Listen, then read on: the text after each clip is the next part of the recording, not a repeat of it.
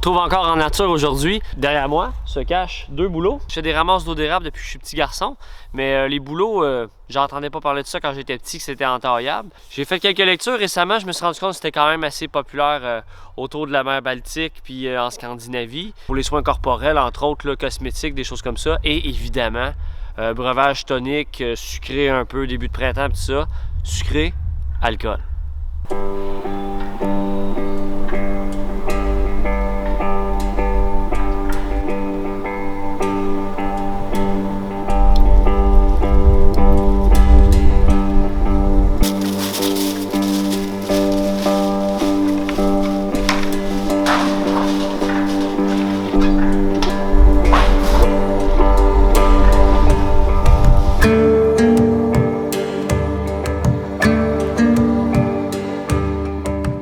Pas laisser l'autre boulot longtemps parce qu'il fait tellement chaud, là, il fait quoi, 20? Je laisse ça 2 jours, c'est corrompu, c'est sûr et certain. J'essaie d'avoir le produit le plus clean possible pour l'instant, fait que j'y vais, je ramasse l'eau puis je fais tout de suite mon vin avec. Parce que c'est ça l'épisode d'aujourd'hui, c'est de fabriquer du vin de bouleau selon une recette de 1736. Je suis super content de vous avoir avec moi, puis c'est parti. Ça fait drôle de dire que je fais du vin. J'avais ça de neige.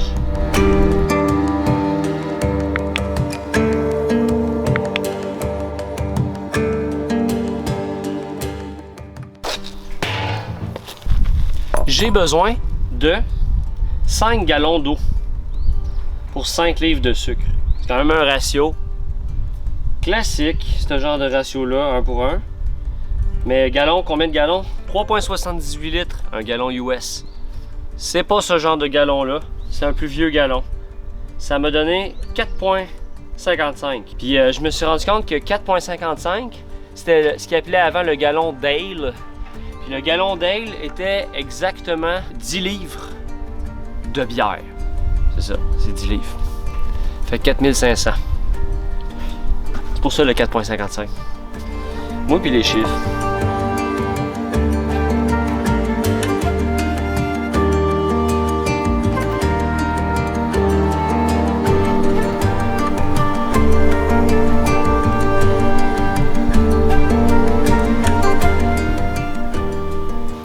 Récolter 5 gallons d'eau, rajouter tous les ingrédients ensemble, faire bouillir, écumer, refroidir assez pour mettre la levure.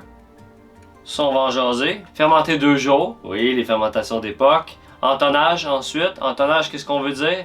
Mettre dans un baril avec un bouchon, puis on le met pas tight, on le met pas serré. C'est ça qu'ils faisaient à l'époque. La fermentation, elle se terminait là, c'est la secondaire si on veut.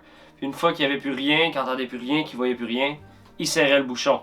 Puis ensuite, il embouteillait. C'est tout le temps comme ça que ça se faisait, la plupart du temps. Dans à peu près 1 mois, embouteillage. Puis là, avec d'autres recettes, j'ai trouvé déguster en été pour de meilleurs résultats. Un genre de 3-4 mois de maturation.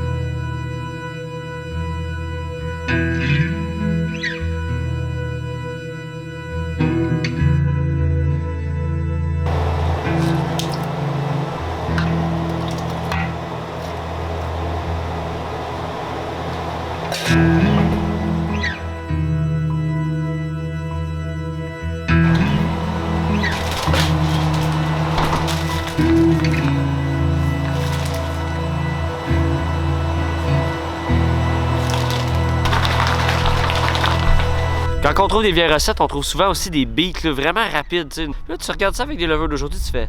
Ça me fait longtemps que je travaille là-dedans, mais ça, j'ai jamais vu ça, une bière finir en 24 heures avec un pitch qui a du bon sens.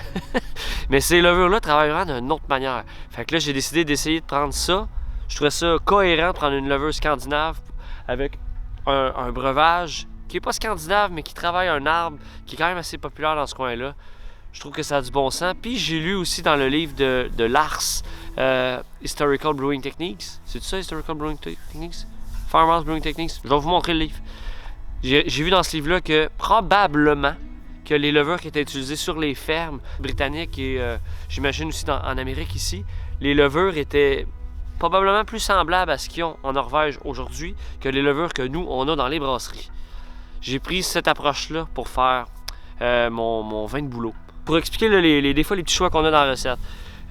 La recette me dit de mettre tous les ingrédients ensemble, de bouillir, de skimmer, remove the scum, enlever la mousse.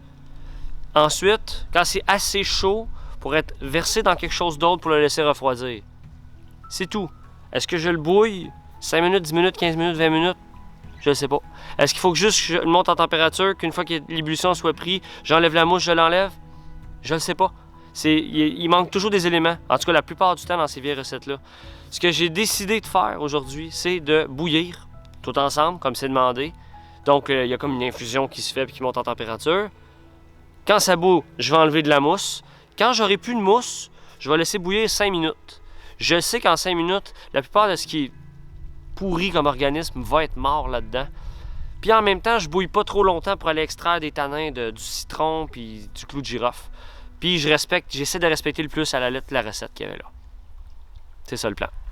Ce qui est cool quand on commence à connaître ça un petit peu, c'est qu'on peut examiner une recette comme ça puis se dire, OK, il y a une logique là-dedans.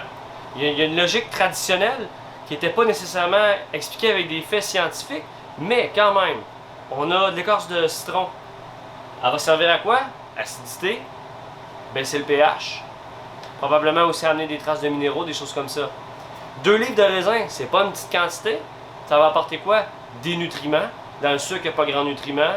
Dans l'eau de bouleau, pas grand chose. La levure, ça a besoin de nutriments. Il y a plein de choses dans les raisins. Plus évidemment le parfum, le goût. Ensuite, le clou de girofle. Ben là, ça c'est un goût d'époque. C'est clair qu'à l'époque, on aimait ça assez punché en épices. Je jasais avec Martin aux cuisines à l'Albion. Il dit, je mets 4-5 clous, moi, dans une grosse batch, puis de ragoût de pâte, quelque chose comme ça. Un plat traditionnel encore là. Ça goûte. J'ai 40 clous dans cette recette-là. Là, t'as 2 choix quand tu trouves quelque chose comme ça. Bon, on va en mettre moins, ça va goûter trop fort. Moi, j'ai comme, ah non, 40 clous, un citron. Un peu comme la recette de l'Imperial Stout qui demandait 10 livres par baril. Une quantité astronomique de houblon en feuilles. La première fois que j'ai vu ça, j'ai fait, ça doit être une erreur de retranscription.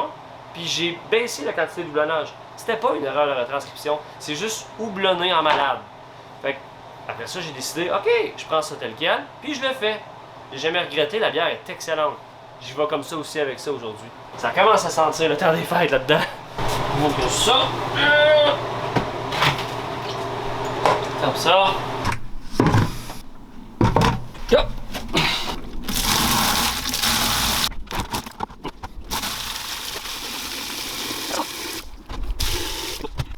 C'était peut-être pas la technique la plus élégante de l'univers, mais ça a bien fonctionné. J'ai ce qu'il faut, je vais aller porter ça à un endroit frais. Endroit le plus louche de l'univers pour faire refroidir mon mou. Mais c'est quand même la place la plus fraîche que j'ai en ce moment. Puis je veux vraiment y aller rustique, à l'ancienne. Je le fais comme c'est calé. Dans une autre cuve, on refroidit, puis quand c'est le temps, on met la levure, c'est tout. Je l'ai divisé en 2 pots parce que j'ai pas de chaudière assez grosse, tout simplement, sinon je l'aurais mis dans un. Je suis rendu à 60. C'est là que ça tombe le plus long.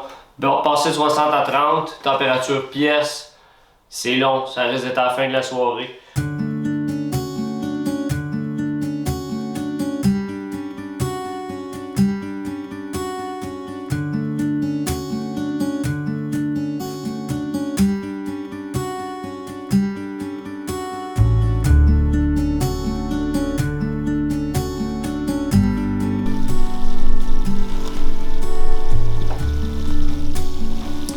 Oui!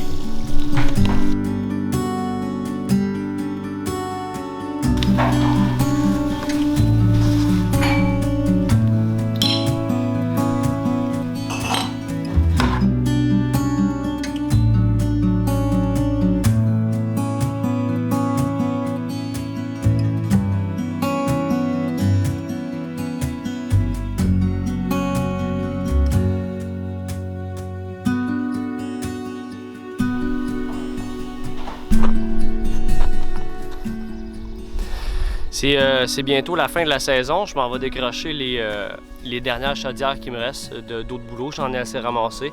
J'ai fait du sirop à travers ça. J'ai fait la recette de 1736. Puis là, je m'apprête à ramasser de l'eau une dernière fois pour faire une technique qui a l'air populaire dans les pays baltes scandinaves. C'est de laisser comme surir l'eau. Je la mets dans une dame Jeanne, puis je vais consommer ça cet été. C'est supposé acidifier puis être quand même un bon breuvage. Je suis curieux, fait que je vais l'essayer. Fait que je suis immensément content de vous avoir vu dans cet épisode. Puis je vous remercie et je vous dis à la prochaine.